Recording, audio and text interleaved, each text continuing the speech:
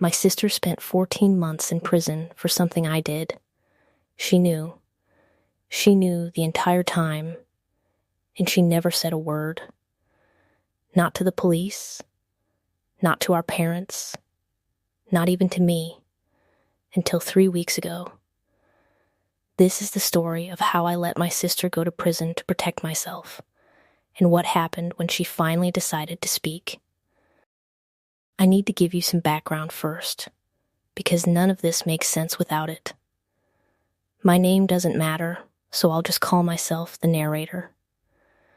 My sister, I'll call her Claire, was 2 years older than me. Growing up, Claire was the golden child.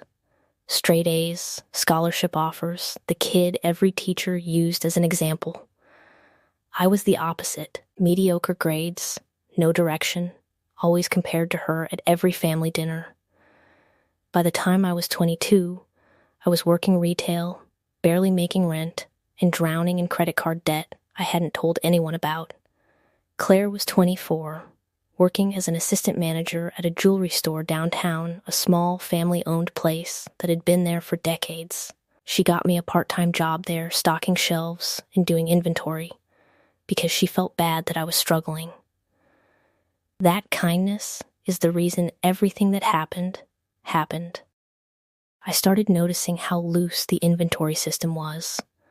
The owner was old, technology-averse, and trusted Claire completely because she'd worked there for 6 years without a single issue. I started small.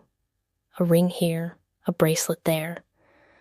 Things I could pawn 2 towns over where nobody knew me. I told myself I'd stop once I caught up on my debt.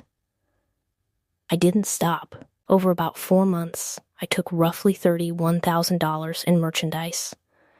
When the owner finally did a full audit, the numbers didn't add up, and there were only 2 people with regular access to that safe and the display cases, me and Claire. The owner called the police. Claire and I both got interviewed separately. I remember sitting in that interview room, terrified, and lying straight to the detective's face. I said I barely touched the register, that Claire handled all of that I didn't know anything about missing inventory. Here's the part I still can't fully explain. Claire, when they interviewed her, didn't correct me. She had access to the security footage logs. She had timestamps that could have cleared her and pointed straight at me. She said nothing. She let the story stand. The case went to trial about 8 months later. I sat in that courtroom every single day, watching my sister get portrayed as someone who'd betrayed a family business that trusted her for 6 years.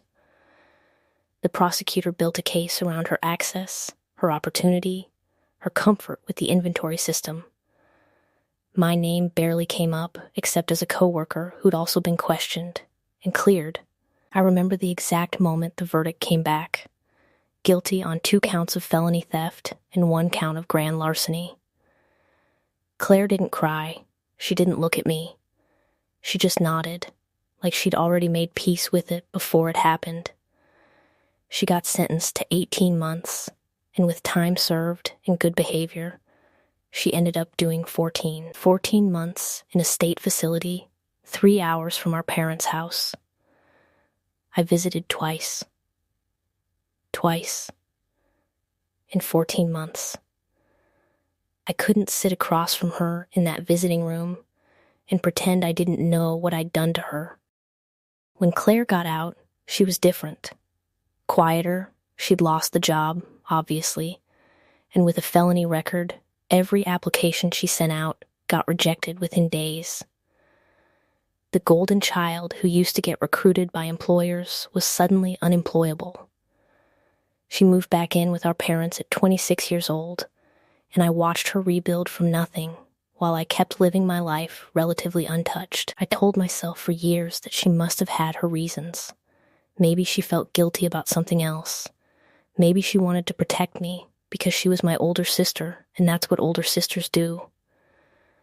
I built an entire narrative where her silence was some kind of gift, instead of what it actually was, a sacrifice I never deserved and never repaid. 3 weeks ago, our mom's birthday dinner. Claire and I ended up alone in the kitchen washing dishes, and out of nowhere, she asked me if I remembered the trial. I said, of course I did. And she just looked at me and said, I know it was you. I've always known it was you. I stood there frozen. She kept going. She said she'd found out 2 days after the audit, when she pulled the shift logs herself, before the police ever got involved. She said she almost told them. She had the printout in her hand, ready to bring it to the owner.